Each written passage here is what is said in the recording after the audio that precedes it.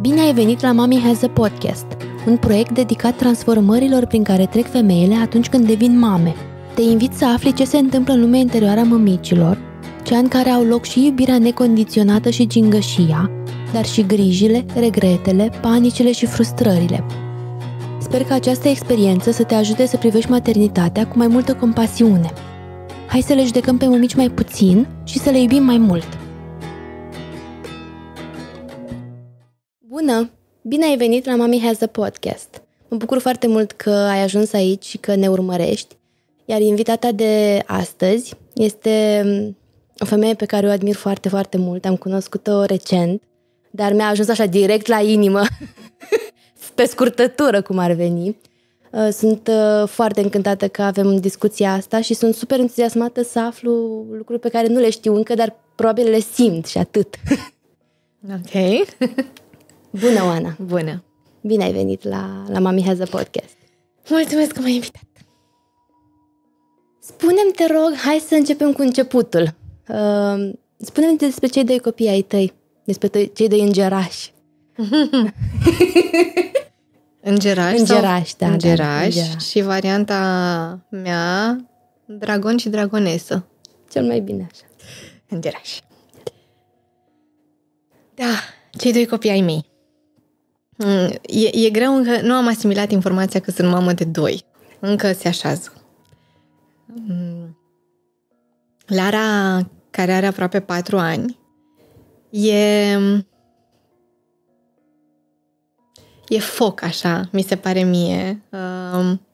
E un spirit foarte viu și cu foarte multă energie, foarte multă energie. Reușește să obosească 4 adulți într-o zi. Și e cea care mă ajută cel mai mult să cresc, așa mi se pare. Cu ea am cea mai mare dificultate momentan să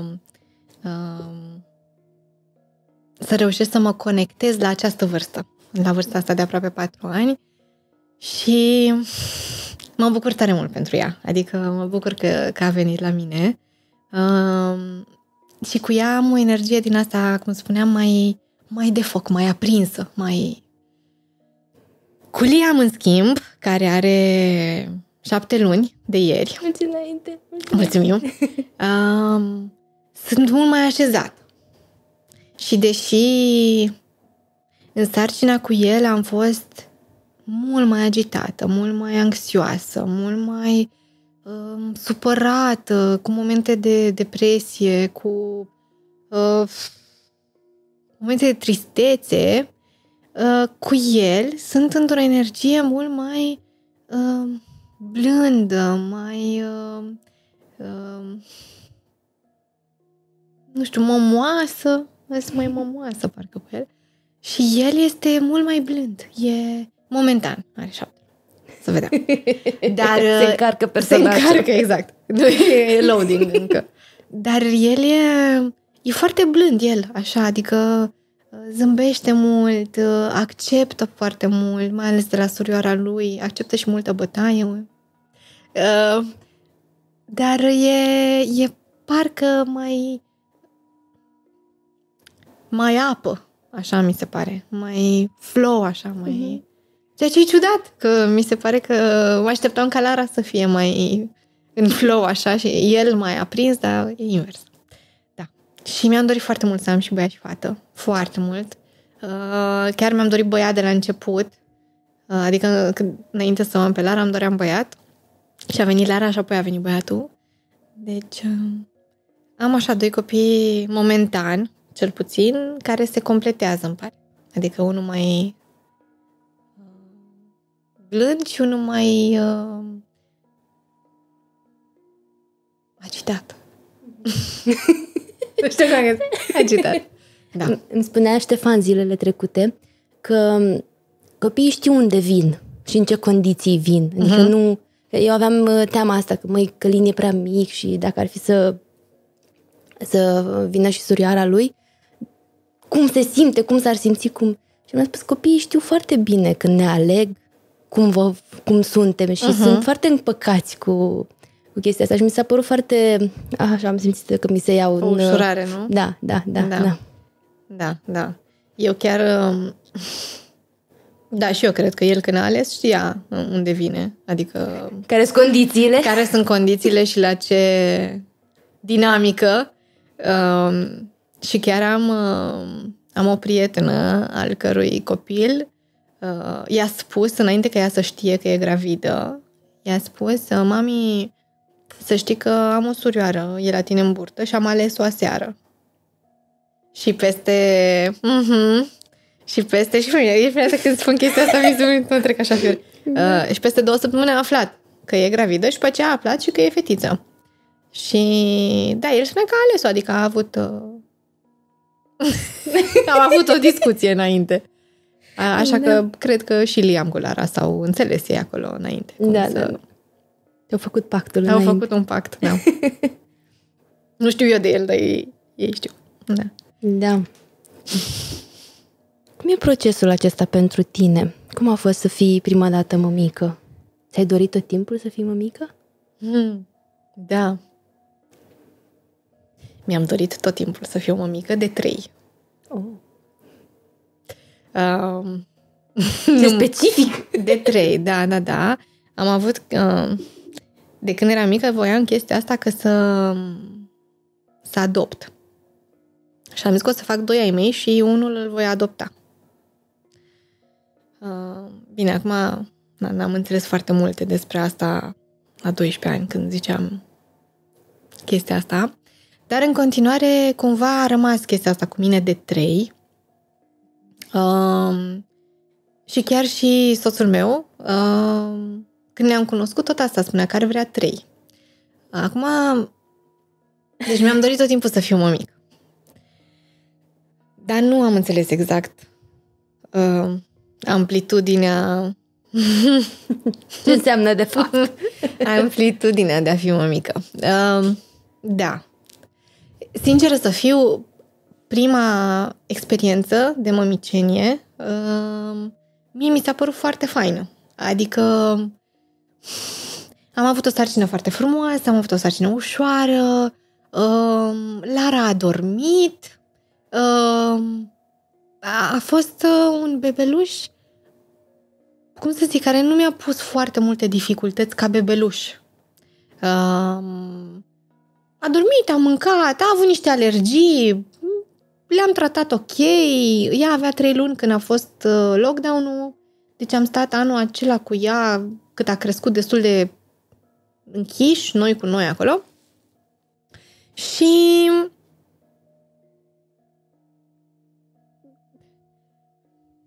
mi s-a părut simplu. Opa! Da. Opa! Da. Mi s-a părut simplu primul an. Spre sfârșitul primului an am avut așa o chestie de FOMO, cred. Să mă întorc la muncă. Se făcea un proiect a cărei idee eram, cum să zic, pentru a cărui idee eram eu responsabilă, născătoare de idee. Și am zis, măi, nu se poate face fără mine. Cum să facă alții ideea mea? Și așa că spre sfârșitul primului an am început să lucrez câte un pic, nu mult, dar fără ajutor. Nu știu ce a fost în capul meu la momentul ăla. Și a fost... Dormea copilul. Asta era. Da, copil. Da, am zis că e simplu. Exact. Și iartă-mă, astea sunt traumele mele care s-au... Nu, da.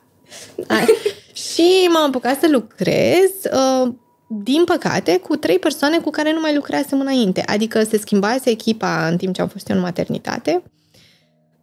Și au fost 3 bărbați cu care eu am lucrat pe acel proiect, cu care eu nu mai lucrasem înainte. Și primele 4 luni, adică de când am făcut Lara 1 an până la 1 an și 4 luni, au fost cele mai grele din viața mea, cred. Pentru că aveam grijă de un copil singur acasă, adică tot ce înseamnă asta, mâncat, dormit, făcut de mâncare, ieșit afară, tot. Și purtam conversații, să zicem, ședințe, da? Și încercam să pun baza unui produs nou. Și a fost un eșec total.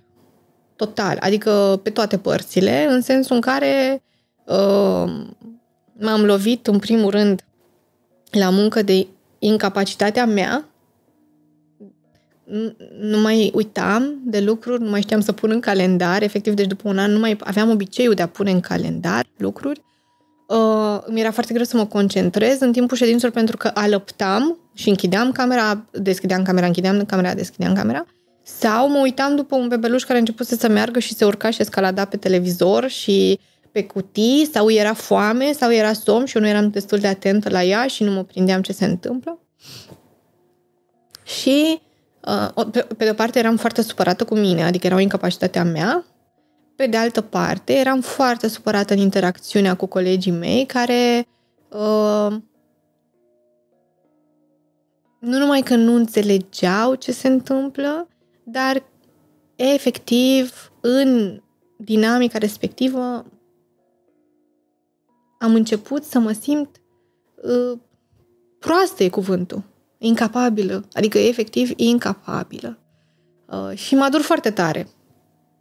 Tot anul respectiv mă dur foarte tare, dar primele 4 luni au fost crunte și în momentul ăla am decis că am nevoie de ajutor și din fericire pentru noi, părinții soțului meu s-au mutat din Brașov aici ca să ne ajute. Și a fost un proces în sine, doar asta, acomodarea cu bunicii lângă noi, acomodarea copilului cu bunicii. Ei, și anul acela de reîntoarcere în câmpul muncii, să-i spunem, a fost foarte greu. Adică nu mai găseam sensul, nu mai găseam sensul a ceea ce fac, voiam foarte multă flexibilitate, simțeam că nu mă aud, că nu mă văd. Ceilalți, eu pe mine, era așa o combinație. Mi s-a fost foarte greu anul acela, deci anul între 1 an și 2 ani Ilarei, în care am lucrat part-time, adică nu am lucrat, cred așa, on and off, nici nu. După care m-am întors complet când a făcut Lara 2 ani și am rămas din nou însărcinată.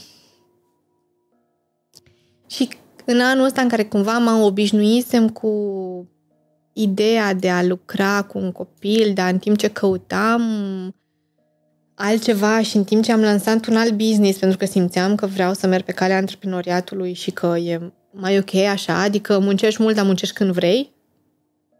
Mi se părea o idee bună. Am rămas însărcinată cu cel de-al doilea și am trăit lucruri diferite, în sensul care sarcina a fost tot ușoară, nu a fost o sarcină grea. Nu a fost o sarcină grea, dar a fost o sarcină cu mult mai multe trăiri emoționale și cu o oboseală cruntă de care nu puteam să scap, pentru că lucram și aveam un copil de 2 ani jumate acasă, care nu stătea când voiam eu să stau sau care nu dormea când voiam eu să dorm. Și această fugă constantă de a fi performantă la birou, de a încerca să faci antreprenoriat și a te lovi cu toate limitările tale mai întâi și de a fi o mamă bună și de a fi însărcinată și de a fi și om în cuplu și prietenă. Și mi se părea, deci, efectiv epuizant. Așa că anul trecut, că despre anul ăsta vorbesc anul trecut, 2022, mi s-a părut un an de oboseală cruntă, epuizare și lovit de frici. Asta mi s-a părut, că m-am constantă întâlnire cu fricile mele de toate felurile și în vise și în afara viselor și la muncă și în relație cu autoritatea și în relație cu mama și în relație cu eu ca mamă. Da. Deci anul ăsta mi s-a părut parcă a venit cu o altă nuanță de greutate, cu această epuizare și ce vreau, cum vreau să fiu ca mamă și ce vreau să lucrez, cum vreau să lucrez, în ce găsesc sens. Găsesc mai mult sens în a fi mamă, găsesc sens în ceea ce fac, dar când nu fac, cum sunt? Cine sunt când nu fac? Asta e o întrebare care rămâne. Cine sunt când nu fac? Horror. E Cosmina care vorbește prin noi. E și Cosmina, clar, dar eu cred că e o întrebare pe care o are orice mamă și, până la urmă, orice om care începe să se autoanalizeze. Cine sunt când nu fac nimic? Adică, da. Spre binele meu, cred, și al nostru ca familie, odată ce am născut, care a fost iar o experiență complet diferită, nașterea celui de-al doilea copil, m-am lovit de o greutate diferită, și anume gestionarea a 2 copii care mi-au ocupat tot timpul și n-am mai avut timp să mă gândesc la restul. Și efectiv eram atât de imersată în chestia asta, în a gestiona 2 copii, care a fost o lovitură destul de grea emoțională și pentru Lara și pentru noi. Nu ne-am așteptat la acest balans emoțional și așa că în astea 6-7 luni foarte mult ne-am ocupat de emoțiile noastre, de emoțiile fetei. Cel mic era acolo, dar n-am simțit. Din nou, adică bebelușala mie mi se pare ușoară. E o chestie. Clar, mie mi se pare bebelușara ușoară. Copilul numărul 2 doarme, tot lovesc microfonul. E ok. Stai. Deci nu am o problemă cu bebelușul. Simt că pot să duc ușor chestia asta. Simt că mă conectez foarte bine, intru ușor în energia bebelușului. Îmi place să alăptez, nu am avut probleme cu chestia asta. Deci intru ușor în energia bebelușului, dar rămân acolo. Și atunci am avut foarte multe dificultăți ca mamă de toddler. Pentru că energia ei e în alt loc, ea vrea să facă, vrea să experimenteze, e mereu în dinamică, e mereu în acțiune și eu sunt în legănat, alăptat, da, uite ce drăguț e, da, zâmbește, uite, acum începe să prindă, uite. Și eu sunt în energia aia a lui și trebuie tot timpul să mă focusez, să intru în energia ei. Și ea simte chestia asta. Și cumva simte și când o resping nu voluntar, ci efectiv îmi place mai mult să stau în energia bebelușului și ea simte. Și atunci are o... Îți trage atenția. Da. Da, și începe să facă chestii. Să-i spunem chestii. Da. Deci cam așa a fost. Nici nu pot să descriu în câteva cuvinte experiența asta de mamă, dar mi se pare că e cea mai profundă. Adică e un portal de creștere. Efectiv, asta așa-l văd. Și îmi place, adică e vacuum, așa, știi, m-a prins, dar simt creșterea, ceea ce e fain. Simt și greutatea, ceea ce da. Mai puțin. Cred că greutatea asta se estompează odată cu trecerea timpului și când ne uităm înapoi vedem cât de mult am crescut, de fapt. Într-un timp foarte scurt. Da, se condensează. De ce ai fugit atâta timp? De ce fugeai? Ce anume evitai? Am eu un prieten foarte deștept, Cosmin, care mi-a pus altfel întrebarea acum câțiva ani și acum când o aud de la tine îmi răsună altfel. Acum câțiva ani m-a întrebat: fugi de ceva sau către ceva? Fugi, ok, fugi. Fugi de ceva sau către ceva? Și acum câțiva ani am răspuns: cred că fug de ceva. Nu mă prind exact de ce fug, dar fug de ceva. Și chiar cred că fugeam. Fugeam de mine, în principiu.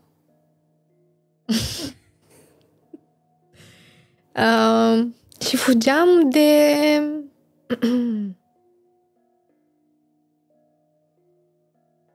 tot ce simțeam, tot ce nu înțelegeam. Fugeam cumva și către o anume idee de succes și de asta, de succes al meu personal, mă refer, de a nu fi... Fugeam, nu știu exact cuvântul, fugeam de mediocritate. Înțelegi? Mediocritate și tot ceea ce vine cu subsumat. Da. Mediocrității, da. Și ce înțelegeam eu și din copilărie, adică fugeam de mediocritate. Anul trecut mi se pare că fugeam și chiar și acum încă simt că nu merg, nu e un proces așezat. E un proces așa în văpăi, știi? Fug, mai stau. Fug, mai stau. Deci nu e o fugă relaxată, continuând, sau nu e paced. E ceva în văpăi, așa. Dar mi se pare că fug către. În sensul în care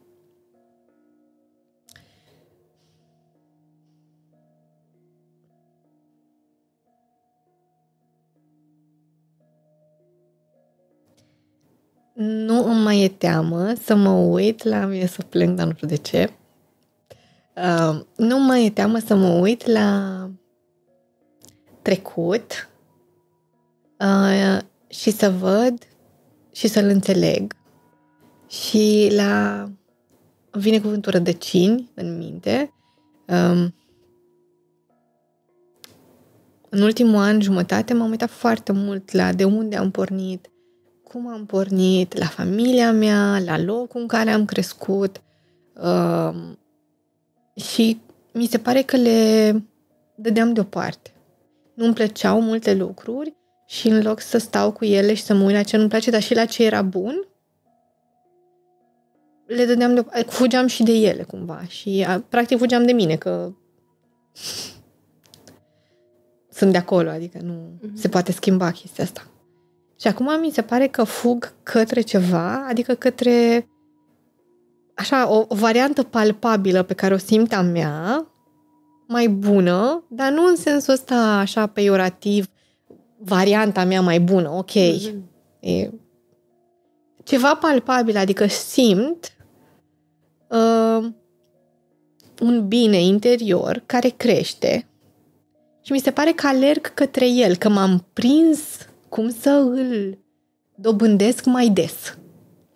Și cum îl dobândesc mai des și cumva acum mi se pare că alerg pentru că nu sunt entuziasmată și mi-e foarte greu să manageriez entuziasmul ăsta și fug către binele ăsta și zic, stai că pot să fie și altfel și pot să mă uit și la rădăcini altfel și pot să mă uit și la creșterea mea altfel și pot să mă uit și la părinții mei altfel, într-un mod mult mai bun. Cum se face asta? Și cum se face? Și citesc și vorbesc și... Da. Deci fug către o creștere, încerc să accelerez creșterea, dar nu e neapărat o chestie bună fuga asta, dar cel puțin i-am schimbat sensul, știi? Adică nu mai fug fug către. Ceea ce e fain. Da, adică acum, uite că mi-ai pus întrebarea. Se vede pe fața ta că e ceva ce îți place mult, mult. Sunt mai mândră de mine. Mulțumesc pentru întrebarea asta. Da. Da, adică îmi place. Îmi place. Ce mă bucur. Dar nu știu ce mi-e spune. Vrei să facem o pauză? Să trăiești mai mult asta? Ok. E că asta e un lucru pe care mă regăsesc mult în ce povestești și îmi vine să spun că e greu să învățăm să și stăm, să și fim. Deci să nu mai fugim nici către, nici dinspre, nici de ceva, ci să fim acolo. Exact cum spuneai tu la început, cine suntem când nu facem nimic? Cine suntem când nu... Cum ne definim de fapt pe noi? Și cine e acolo odată ce dăm toate foile astea deoparte. Ce dăm avatarul jos. Da. Asta cu avatarul, ideea împrumutată. Tot de la prietenul meu, Cosmin. Care e foarte deștept și îl salutăm. Foarte deștept, îl salutăm pe această ocazie. Bună, Cosmin. Da.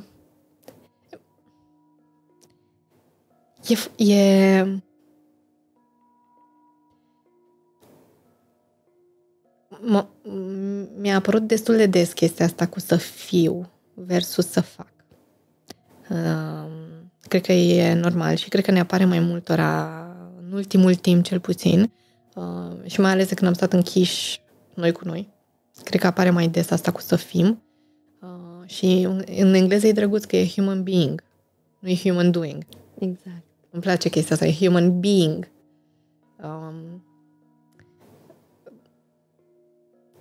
Cred că e normal să faci, că e mult sens acolo să faci. Și cred că să fii util pe lume, știi, și să aduci valoare adăugată e foarte bine.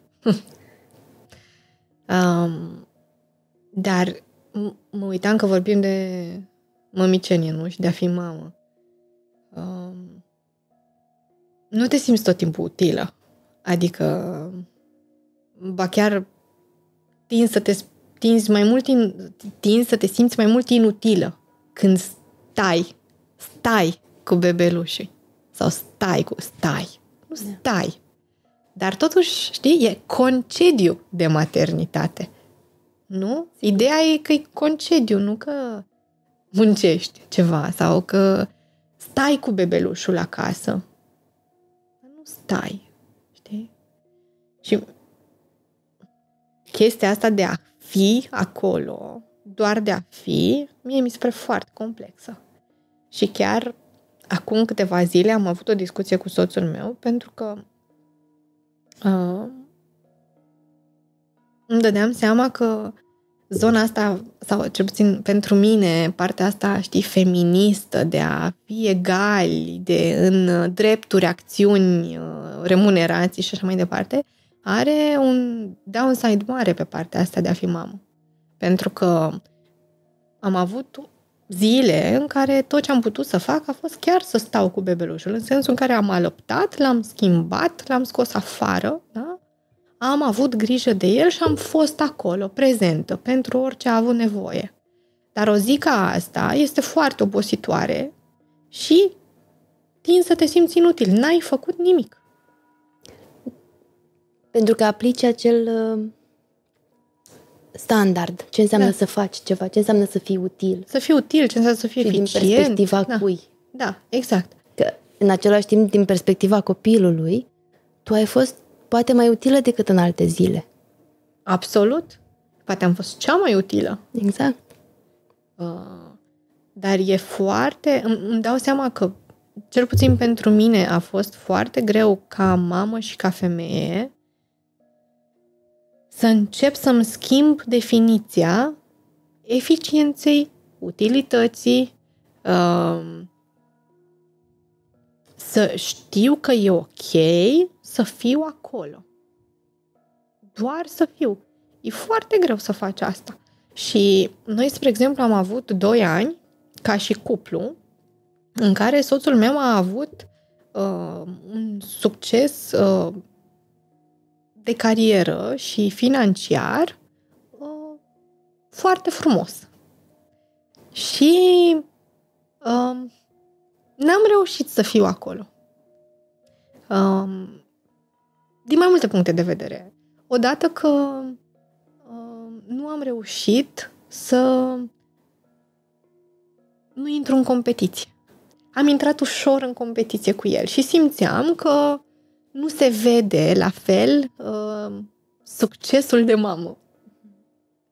Adică, da, ok, creștem 2 copii și reușesc să fie copii echilibrați și să îi cresc cu blândețe și să încerc și învăț pentru asta tot timpul, dar nu vedeam, adică nu vezi, nu? Că chestia asta de a crește copii nu poți să-i vezi succesul. Adică, da, te uiți la copilul tău și ai anumite nu știu, bife pe care zici, ok, face asta, e bine, am făcut o treabă bună. Dar până la urmă, până vor fi oameni adulți, nu știi exact cât de bine ai făcut și cât de rău ai făcut. Adică... Și atunci simțeam că vreau să intru în competiție cu el. Și competiția se vedea întotdeauna prin a face mai multe lucruri, ceea ce mă obosea mult mai tare, mă încărca mental mult mai tare și tindeam să-l trag înapoi, să zic, uite câte lucruri am de făcut și cât de multe lucruri fac și te rog să vii să faci și tu chestiile astea. Pe de o parte, deci asta am intrat în competiție și n-am știut să sărbătorim împreună succesul lui ca fiind succesul nostru. Și asta e foarte dăunător așa pentru stima de sine, că chiar dacă el vede succesul lui ca succesul nostru, eu, ca femeie, nu am reușit să fac asta. Și am crezut că am intrat în paradigma eu stau acasă cu copiii și el face banii. Și pentru mine asta a durut foarte tare. Pentru că mă simțeam mai puțin capabilă. Și nu valorizam sau nu... E un proces încă pentru mine să valorizez efortul de a fi mamă și a crește copil, care e un efort foarte mare și care necesită foarte multe resurse de toate tipurile, cu efortul de a face bani. Da. Iar eu acum sunt într-o dinamică în care am 2 copii și cresc un business, care e un al 3-lea copil. Are 1 an jumate business-ul. Este exact în perioada de... Devine toddler, nu? Da, devine toddler și necesită foarte multe resurse de toate felurile. Și uneori sfâșietor. Către care copil îți împarți atenția? Că nu despre iubire vorbim, că iubirea e acolo. Dar timpul și atenția se împarte. Adică e limitat și se împarte. Și către care copil îl împarți realmente dintre cei 2 copii adevărați și acest copil fictiv, și către cuplu și către tine. Cum îți împarți timpul și atenția? Și aici, eu cred că asta mă sfâșie, dacă vrei, așa, și mă face să cresc și acum va vorbi Cosmina prin mine, să-mi cresc puterea personală ca să pot să duc mai bine atâtea valențe din ce în ce mai complexe. Mi se pare... Despre asta e vorba, de fapt. Da. Asta înseamnă. Da. Care era întrebarea la care vorbim? Cum a fost să fiu mamă? Da.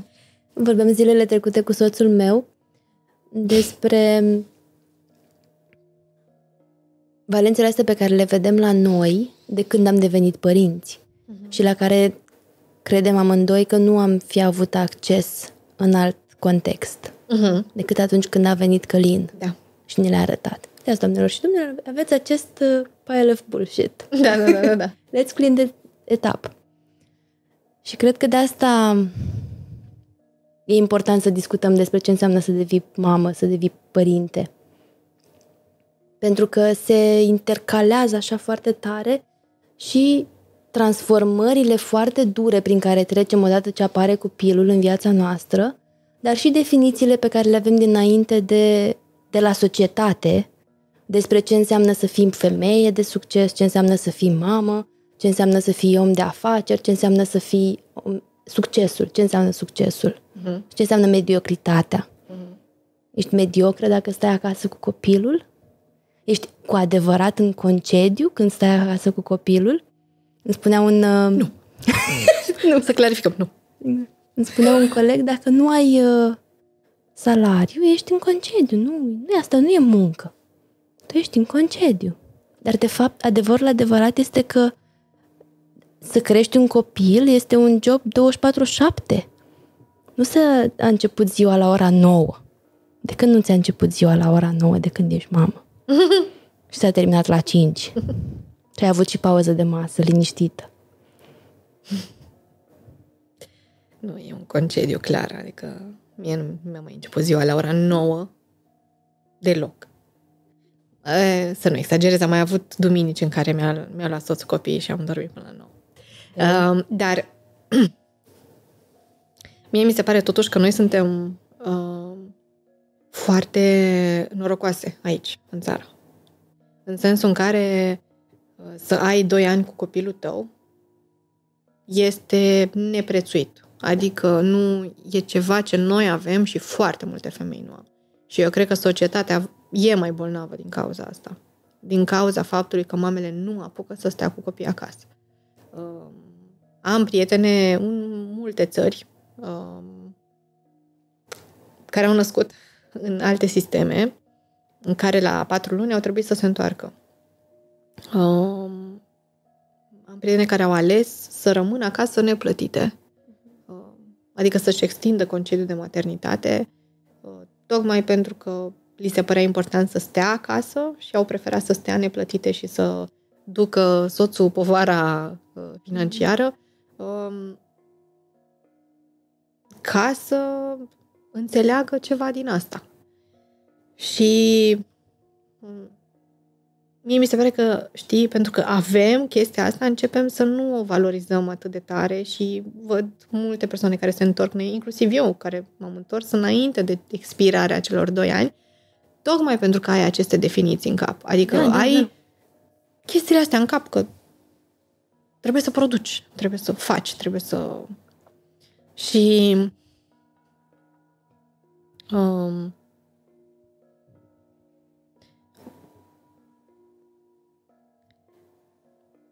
Da, nu ești plătit pentru asta. De fapt, ești plătit de stat pentru asta, ca să stai acasă.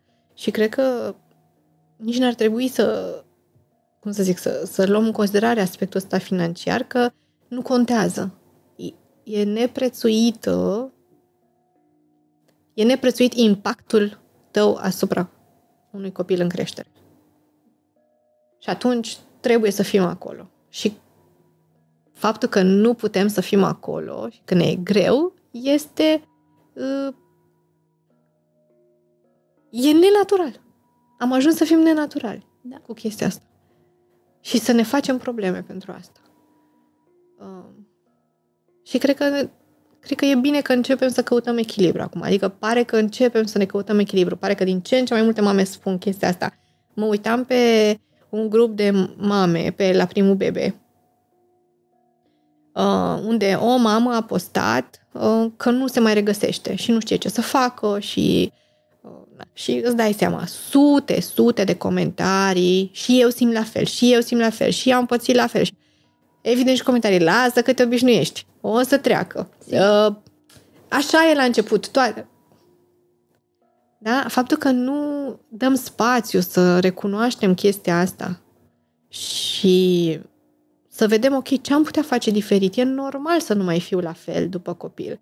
Chiar fondatoarea grupului la primul bebe, Atena, a râs un pic de mine când mi-a spus, tu credeai că o să fie la fel după? Da. Păi nu. Adică am crezut că în sensul muncii, da, credeam că va fi la fel. Adică de ce să fie diferit? Da. Pentru că nu mai suntem aceiași oameni. Nu mai suntem aceiași oameni. Nu mai există acea Mădălina, acea Oana. Nu mai există, nu. Există părți din noi care mai sunt acolo, dar acea femeie dinainte de a naște nu mai e. Adică s-a schimbat sistemul de valori. S-au schimbat reperele, s-au schimbat lucrurile importante. Da. Acum, de fapt, pentru mine cel puțin, și iartă-mă că intru peste povestea ta, pentru mine a devenit foarte clar ce contează cu adevărat. Și nu aș mai putea să put up with the bullshit. Și nu numai with the bullshit, adică bullshit e destul de, știi, encompasses a lot bullshit, știi? Dar eu mi-am dat seama, spre exemplu, că nu mai suport un anume tip de leadership care intră în conflict cu modul meu de parenting. Pentru că mie mi se pare că sunt legate astea două, leadership-ul și parenting-ul. Și nu mai suport un lider care nu știe să laude. Nu știu să laud, că eu nu dau laude, dar știu să critic. Nu mai vreau asta. Mulțumesc. Exact, și nu mai accept. Nu mai accept. Adică închis. Și pot să zic nu. Adică am ajuns la un nivel în care să zici nu. Vine și din exersarea limitelor. Foarte bună asta. Da, dar da, nu, you don't put up with the bullshit anymore. Sau există, cred, și varianta pentru unele mame în care sunt atât de debusolate încât they take everything, că nu mai știu ce să facă, adică fie cum o fi la muncă, doar ca să mă întorc acasă să fiu cu copilul, să am muncă, să am ceva de lucrat. Foarte greu să-ți schimbi viața. După ce simți că te-ai schimbat, e foarte greu să schimbi după aceea în jurul tău. Ca să se oglindească cu tine. Adică tu simți că te-ai schimbat, dar după aceea trebuie efort ca să schimbi poate prietenii, da? Să schimbi obiceiuri, să schimbi șefi, să schimbi locuri de muncă, valori, adică ne lovește pe toate părțile, inclusiv la zona asta de prietene. Pentru că viața ta devine altfel, timpul tău devine altfel. Și dacă înainte puteam să stau la un pahar de ceva seara, 3 ore și să vorbesc despre nimic și să râd și să dansez, ok, îmi place în continuare să râd și să dansez, dar să vorbesc despre nimic nu mai vreau. Adică vreau să vorbesc despre ceva valoros. Chiar dacă mergem în club, ne distrăm. Dacă nu suntem în club și vorbim, nu mai vreau să vorbesc. Da. Nice weather we're having. Știi? Vreau să fie cu sens, așa, să învăț ceva din asta. Și mi s-au schimbat și prieteniile. Which is hard. Mi s-a părut printre cele mai grele lucruri. Au și plecat. Da. În sensul din viața ta, pentru că nu v-ați mai potrivit. Da. Și e greu să găsești să găsești oameni noi, că uite, spuneam că ne-am cunoscut de puțin timp. Da. And we clicked. Dar e greu să găsești oameni noi realmente și să-i lași să vezi, să depui din nou efortul pentru o prietenie nouă. Exact. Văzusem un interviu al lui Jane Fonda, care la 80 de ani dădea un interviu cu tipa cu care jucase în Grace and Frankie, îmi scapă numele ei acum, și spunea I pursued friendships. I pursued the women I wanted to be friends with. Like, intentional. Și mă uitam la ea când spune chestia asta plină, așa, și mi-am dat seama că am făcut și eu chestia asta inconștient de-a lungul timpului, în sensul în care găseam anumite repere de femei care mi se păreau îmi place ce văd, vreau să fiu și eu în zona aia și încercam să stau în preajma lor. Și unele mi-au devenit prietene, altele mi-au devenit mentori. Foarte frumos, adică chiar am reușit, dar am făcut chestia asta inconștient. Acum, când am văzut literalmente cum mi s-a schimbat cercul apropiat de prieteni, da? Și s-a diminuat, am zis, mă simt singură, adică ok, am cu cine vorbi, da. Și mi-am dat seama că foarte mult din asta s-a dus cu presiune pe Luci, pe soțul meu, să compenseze lipsa asta de prietenii. Și mi-am dat seama că nu e ok, adică în primul rând că nu poate, că nu are nevoile la fel ca o femeie și nici cuvintele. Și da, și am început efectiv să urmăresc activ să mă împrietenesc cu femei care îmi plac. Și nu consider că e greșit, adică vreau să fac un efort de a cunoaște pe cineva, să văd dacă îmi place și să mă las cunoscută ca să am cercul ăla de femei de care am nevoie acum, cu 2 copii și cu antreprenoriat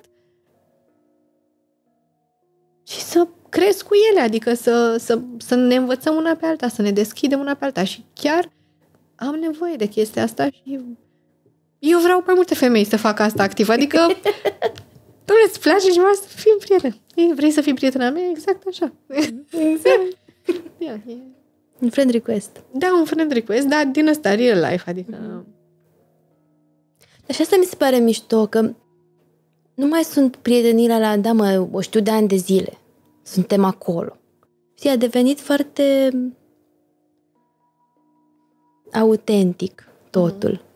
Și cine este aici este, for real, așa cum suntem noi, cum avem noi nevoie. Și cine nu este, nu este și e ok. Pentru mine cel puțin a fost, după ce am trecut de partea dureroasă, tare, a fost eliberator.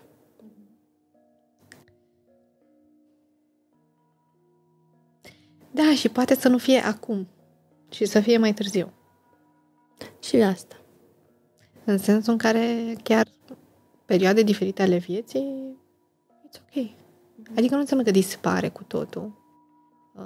Nu neapărat, cel puțin. Dar, da, eu din...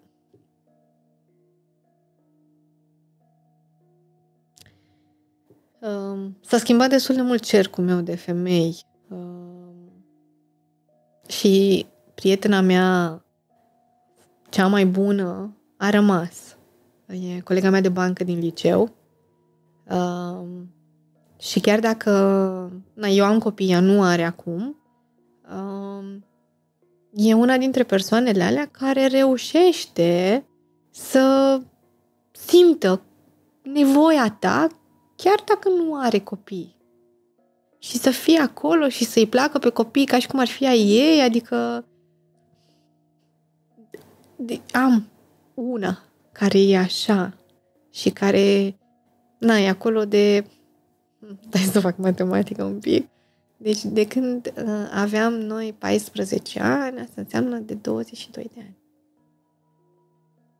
Sunt niște ani în care ne-am văzut prin toate fazele, adică... Da, evident. Deci cu ea ne știm de când. Dar atât, adică nu mai am alt exemplu care să fie... Și inclusiv cu prietenele care au copii, te separă la un moment dat sau te apropie stilurile de parenting. Și doare și acolo. Adică în momentul în care nu mai ești de acord cum să abordezi creșterea copilului, acolo devine greu de dus relația și foarte greu de înțeles pentru tine, de ce nu mai merge? Adică, ok, nu ne înțelegem pe chestia asta, dar există o chestie între mame care cumva mi-e greu pe care mie mi-e greu încă să o înțeleg. Știi, când avem stiluri diferite de parenting, există un judgment acolo. Inclusiv la mine, inclusiv la celelalte persoane, care taie un pic relația. Și începi să te apropii de persoane care au stilul de parenting similar cu tine. Te cred pe cuvânt. N-am ajuns încă acolo. Da. Dar pot să văd la mine că mă apropii de oameni, de femei pe care le admir prin prisma modurilor de parenting. Da. Cred că e greu. E greu să te justifici tot timpul. Cred că de aici vine greutatea, pentru că stilul ăsta de parenting vine din modul în care tu înțelegi psihicul uman, nevoia adică emoțiile, psihicul, emoțiile și nevoile unui copil și a unui om. Și modul cum te raportezi la ele. Și dacă te imersezi în chestia asta de a crește copilul și de a te crește pe tine, atunci începi să citești. Și începi să asculți podcasturi, să asculți programe, să asculți cursuri, să citești și să-ți faci un fir roșu și să zici, ok, pe calea asta vreau. Și dacă nu ai avut calea asta când erai mic, deja îți consumi foarte, foarte multe resurse să o ții, să o cultivi, să încerci să faci, să aplici ceea ce nu ai văzut în jurul tău aplicat. Ori când tu deja îți consumi toate resursele în a construi, vine și te întreabă sau te contestă, cred că nu mai ai nevoie să justifici, nu vrei să mai consumi energia de justificare. Și vrei să o ții. Și atunci e mai ușor să găsești persoane similare cu tine care să te ajute în ceea ce construiești. Da. Vine un subiect în cap acum și poate, nu știu, poate îți vine ție o întrebare pe chestia asta, că mă gândeam la zona asta de a rupe cicluri, știi? În a fi mamă. De a rupe... De a fi un alt fel de mamă. Și asta nu înseamnă că mama mea a fost rea. Nu. Ci doar vreau pentru copiii mei să dăruiesc altfel. Și ăsta este un proces foarte dificil. Cred că asta de fapt ne consumă rău resursele. Pentru că pe măsură ce încercăm să fim altfel de părinte pentru copilul nostru, este țigăruit copilul nostru interior foarte, foarte tare. Și acum intervine și parentingul copilului interior. Da. Și e greu să stai acolo cu el, pentru că am fost obișnuiți de atâta timp să-l ignorăm, să nu știm că e acolo. E dureros să te duci acolo.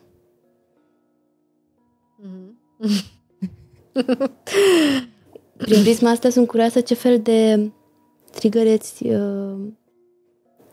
cauzează Lara.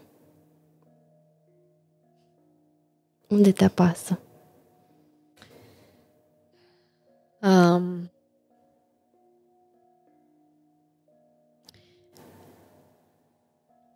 E în primul rând vreau să zic că e un cerc vicios. Când ai mama aproape.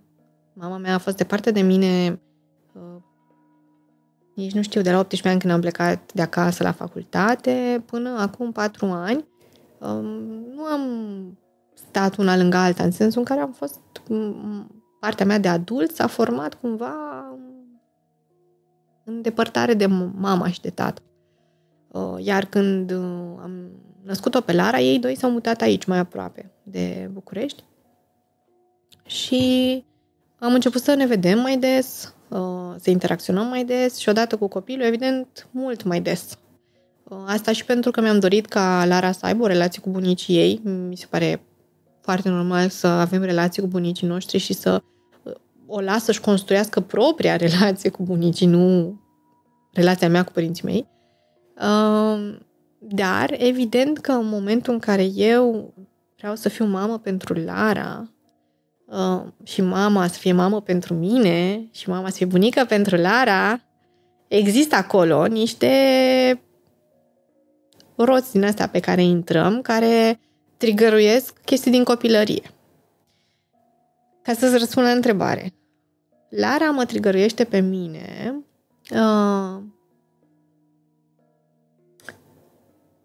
când are voce. În sensul în care când se exprimă cu ce nu vrea, când își exprimă furia, când își exprimă nevoia de control, când are voce, mă trigăruiește. Acum, asta e o chestie foarte sensibilă pentru mine, pentru că sunt foarte conștientă de chestia asta și reacționez de regulă prin furie. Sau îmi vine să reacționez prin furie. Nu înseamnă că și reacționez prin furie, dar îmi vine să reacționez înfuriată. Să ascult, să o controlez, să fiu în control. Deci nu să fiu autoritate, ci în control, să o controlez. Ori asta este o chestie a mamei mele. E un comportament al mamei mele care pe mine m-a deranjat toată copilăria. Și m-am simțit redusă la tăcere prin chestia asta. Nu că mama ar fi vrut să mă reducă pe mine, să n-am voce, Doamne ferește. Dar mama avea nevoia ei de control. Nu? Mama mea fiind o mamă foarte tânără, la 20 de ani. A făcut copil la 20 de ani. Copil, practic, un copil cu un copil. Da. Și asta a declanșat în mine această căutare pe zona de copilărie și această declanșare de furie pe voce. Și lucrez foarte mult cu mine să nu îi sting vocea Larei, să nu o domolesc, să-i pun căpăstru. Și să o las să fie și în același timp să lucrez cu mine. Să fiu și eu ok cu a mă exprima cu vocea mea. Da? Și cel mai tare, spre exemplu, mă reacționez foarte puternic dacă cineva îi spune Larei taci din gură. În special dacă e o bunică care îi spune taci din gură. De rușine. Mă, taci din gură. Mă, taci din gură. Și Lara evident că nu tace, adică copilul e magnific din zona asta. Nu, spune, nu vreau. Depinde. Deci asta mă trigărește foarte tare. Bucata asta de voce și să o accept și să o susțin și să o conțin, mamă ce cuvinte, să o conțin, dar sincer, adică chiar e o muncă să conții vocea unui copil fără să o pui sub...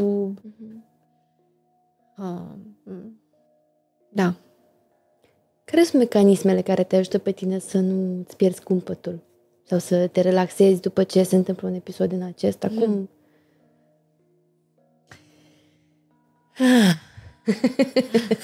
Face mindfulness, Oana. Da. Un duș conștient.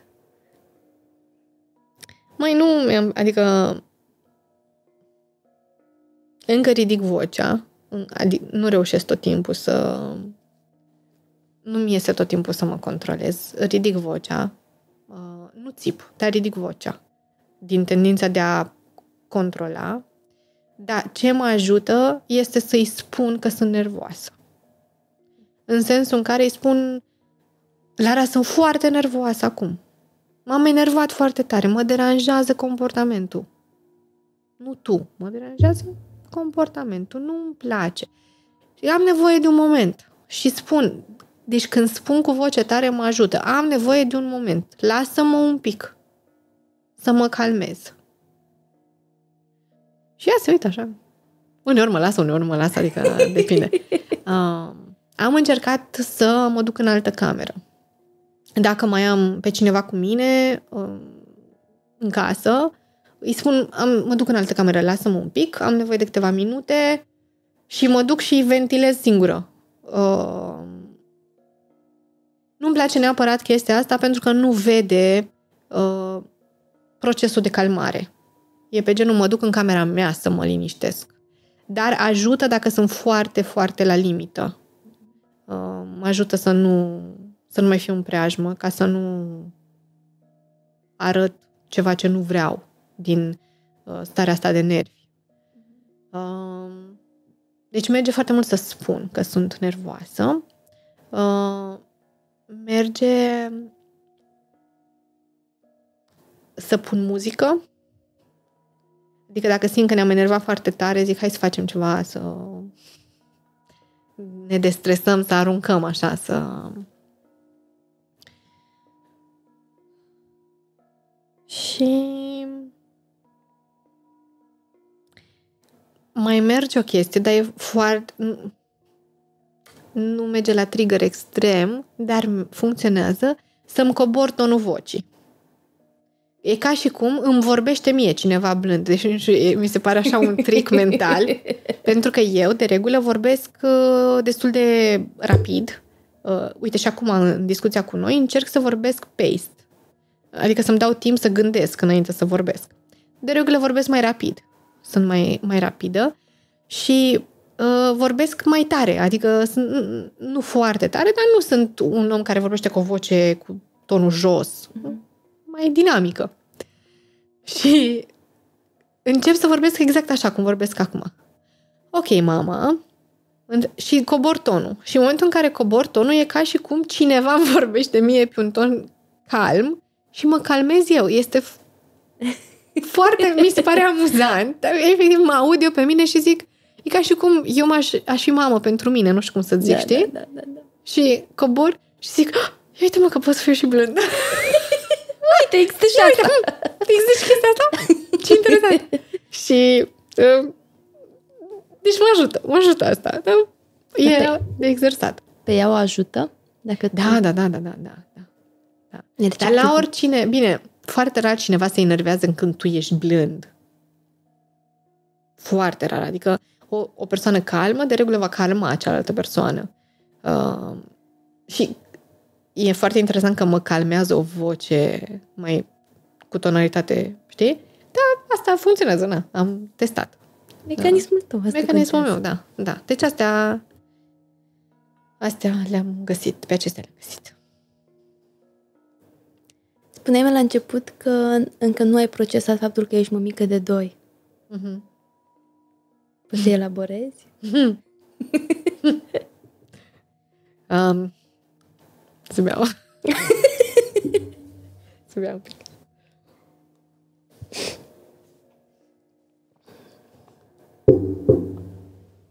Da.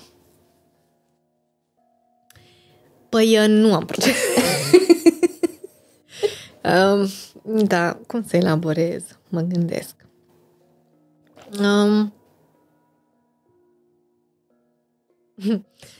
Spunea soțul meu că într-un mod amuzant zice, mă, da, stai că nu ne-am revenit și noi din Palma pe care am luat-o.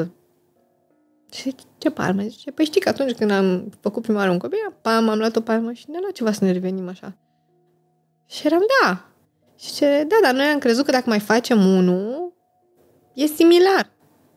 Și ne-am mai luat o palmă. Și când încolo. Și atunci, da, încă procesez, pentru că efectiv stau și mă gândesc ce făceam cu timpul înainte să am 2 copii. După care am stat și mă gândesc ce făceam cu timpul. Știi, înainte să am un copil, ce făceam cu timpul? Și acum, ce făceam înainte? Și tot îmi dau seama așa că surprinzător fac mai multe lucruri decât făceam înainte să am 2 copii. Mult mai multe lucruri. Mult mai multe lucruri. Da. Deci făceam mult mai multe cu timpul. În același timp, am mai puține instanțe în care mă regăsesc eu pe mine. Pentru că e consumator. Și efectiv parcă nu realizez că am 2, că sunt tot timpul a face ceva. Tot timpul fac ceva.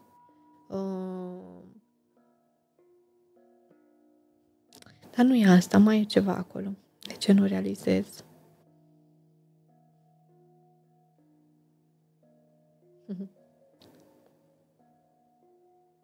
Știu ce. Îmi imaginam, când eram mică, că oamenii cu copii sunt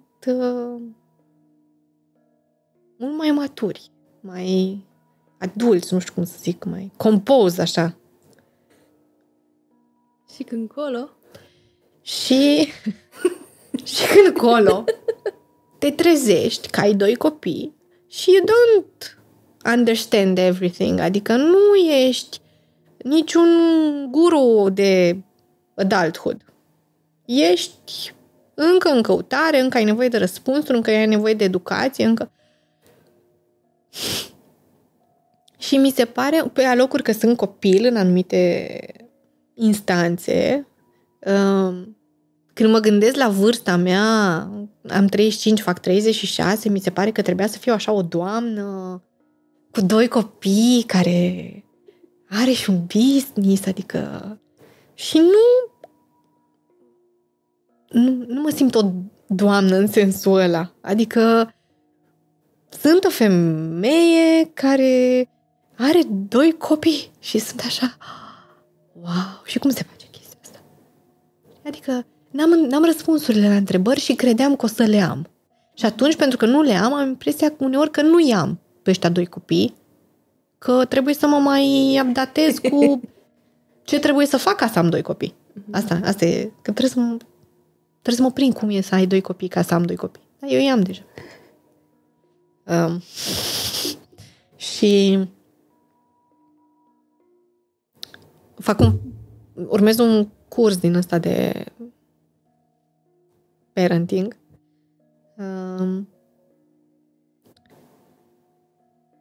Și în cursul ăsta de parenting, la început spune cumva că învățăm orice.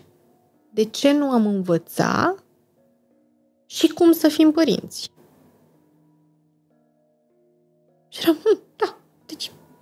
Și cred că miza este, de fapt, de ce pretindem că știm cum să fim părinți. Exact. Că nu am fost niciodată părinți. Exact. De ce pretindem că știm cum se simte? Ce implică? Și exact și cu asta, cu 2 copii, știi?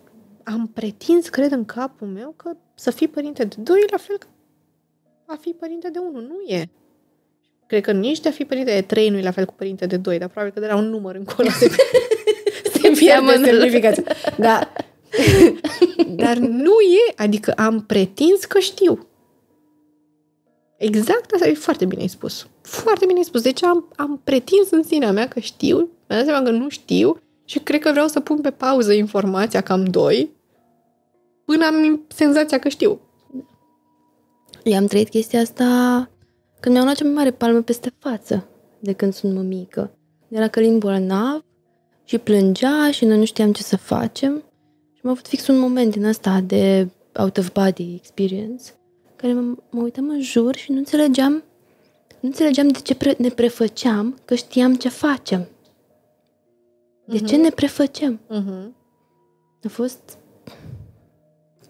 A fost crunt. Da, cred că e foarte mult din modul în care creștem, pentru că copiii cresc oricum. Deci vorba asta e, copiii cresc oricum. Nu? Și este adevărat, copiii cresc. Da. Adică de crescut cresc. Ce devin ei? Altă mâncare. Da.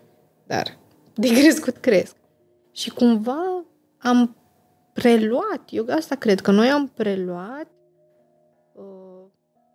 această meserie implicită, că oricine poate să o facă și poate să o facă ok și ușor. Adică și abia acum cred că începem, într-adevăr, să vedem că nu e o meserie ușoară, nu se face ușor, trebuie să te duci pentru ea și trebuie să te schimbi pentru ea și să crești dacă vrei un alt fel de adult. Exact. Că dacă nu e ok și așa. Se crește și... Până la urmă și noi am crescut. Asta e o chestie pe care o aud des în jurul meu de la bunici, nu neapărat ale mele, de la bunici în general. Și voi ați crescut.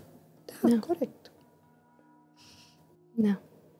Hai, domnule, am crescut 3 copii, sunt bine, ce mare scofală. Da. Vine să revin la discuția despre definiții. Cum definim un părinte bun? Cum defineam noi înainte să fim părinți?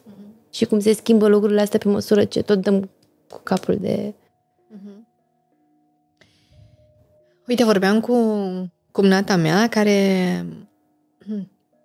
e mamă de preadolescent. Și dacă nu i-a fost greu până acum să fie mamă, sau cel puțin nu i-a fost la fel de greu ca până acum îi este foarte greu să fie mamă de preadolescent. E foarte greu. Și cred că e absolut normal să-i fie foarte greu, pentru că nu e așa, nu a mai fost mamă de preadolescent, adică... Și vorbeam cu ea și vorbind cu ea am tot căutat diverse resurse pe care, să le poate citi. Și am văzut un videoclip în care o mamă avea o fetiță de 3 ani în videoclip și fetița plângea și se supăra și ea îi spunea, du-te în camera ta și când te liniștești, te rog să ieși afară. Da, aici în casă nu țipăm. Mă rog, era evident lucrat videoclipul, nu era o chestie reală. Nu mai plânge, nu vreau să te aud, du-te în camera ta și liniștește-te. Stai în camera ta până te liniștești, nu mai plânge, te rog. Și arată fast forward, m-au trecut fiori acum, fast forward de aceeași mamă cu fata adolescentă care intră, plânge, vine plângând în casă, intră și se duce în cameră. Și mama stă la ușa ei, deci în timp ce îți spun, îți jur că mă trec valorile astea de fiori. Și se duce la camera ei și spune, te rog, spune-mi ce ai. Te rog, spune-mi ce ai. Sunt aici să vorbim. Te rog, vreau să te ajut. Spune-mi ce ai. Și mama respectivă spune ce învățăm când sunt mici vor arăta când sunt mari. Și cred că e foarte greu să înțelegem impactul ăsta al timpului. Și impactul emoțional și greutatea asta imensă pe care o ai și o duci de a îi ajuta să devină adulți echilibrați cu care poți să vorbești. Și zicea un tip referitor la definiția succesului că succesul era așa un bunicuț care vorbea Success, my dears, is if your adult children want to spend time with you. M-am gândit foarte mult la chestia asta și chiar cred că e succesul ăsta. Deci, dacă copilul tău adult, de bună voie și fără să aibă nevoie de tine, să-i faci chestii, petrece timp cu tine și e interesat, autentic de ce simți, vezi, crezi, trăiești, ai avut succes, știi? Și dacă nu, something went wrong along the way. Și filmul ăsta mie mi-a rămas în cap cu adolescentul care se comportă acum așa cum a simțit și a trăit când era mic. Asta nu înseamnă că nu e rezolvabil, evident. Dacă n-ai reușit când era mic, poți acum, nu e... Adică tot lucrurile se rezolvă și se repară până la urmă, da? Cred că aici e cheia. Noi asta vrem să facem. Vrem să avem oameni care vor să petreacă timpul cu noi când cresc mari.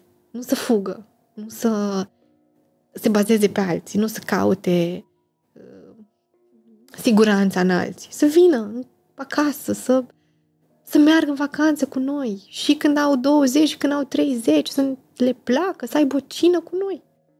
Știi? Mi se pare senzațional. Să vină, adică asta îmi imaginez, da. Eu așa îmi imaginez că să vină Lara, să zic că mamă, vreau să te scot în oraș sau vreau să... Știi? Da, hai, să ieșim în oraș. Oana, când te cheamă Lara în oraș, să mă suni să-mi spui.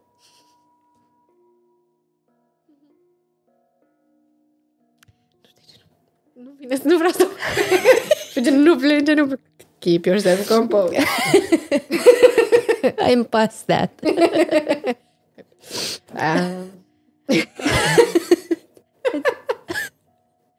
Dar, da, îți mulțumesc. Mulțumesc și eu. Și eu vreau să te sun. Mersi. Mi s-a făcut pielea de găină de mai multe ori cât ai vorbit. Și asta e mare lucru. Îți mulțumesc mult de tot pentru conversația asta. Mulțumesc și eu. Sunt pe genul, hai să nu plângem, să ne aderăm. N-am nicio problemă cu plânsul. Pare că eu am. Asta e pentru următorul episod. Pentru următorul episod. Mersi mult de tot, Oana. Mulțumesc și eu.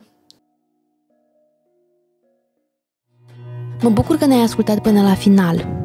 Urmărește-ne în continuare, astfel încât să fim cât mai mulți oameni care le iubim pe mame mai mult decât le judecăm.